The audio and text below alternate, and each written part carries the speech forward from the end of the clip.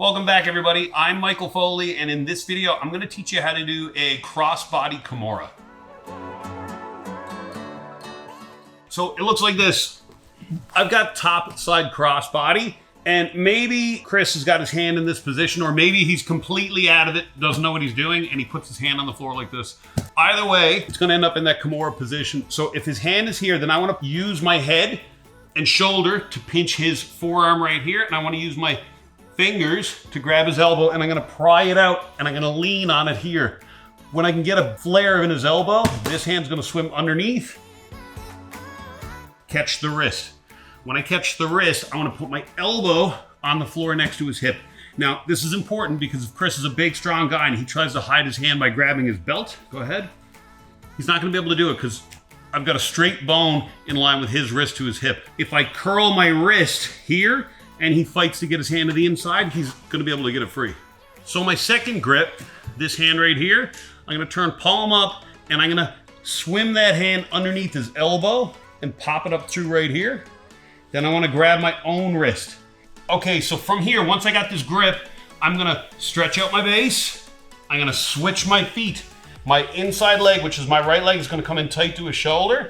And my top leg, I'm gonna step back behind me right here. And I can chill out right here, make sure I got my base. But when I get the opportunity, I'm gonna step over his head and walk my foot in tight to his neck. And from here, that's when I'm gonna crank the Kimura. So why are we stepping over the head when we do the Kimura? Well, the answer is simple. I can't finish the Kimura from that position, and Chris can escape. If I've got the Kimura grip on right here, and I try to crank, I'm gonna have to pull his shoulder off the floor. If Chris drives through, he's gonna be able to reverse me in this position. And then even if I try to finish this here, he's got a better angle to be able to hide his hand.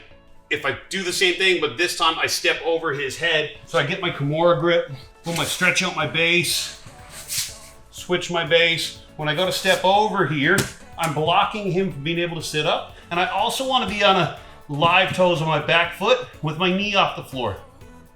Tap. So some of you guys might say that it's unfair, I'm picking on the little guy.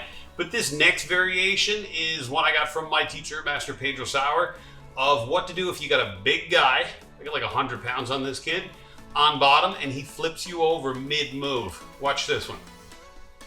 So Chris is locking up the Kimura, and then he bases out. And even late in the game when he steps over my head right here, if I'm big enough and I'm strong enough and I can power him up from here to fight out of this move, he's gonna lock this leg in a triangle choke and get the tap. Thanks again for watching. If you haven't already, don't forget to like, subscribe, and turn on notifications. I'm Michael Foley, and I'll see you on the mats.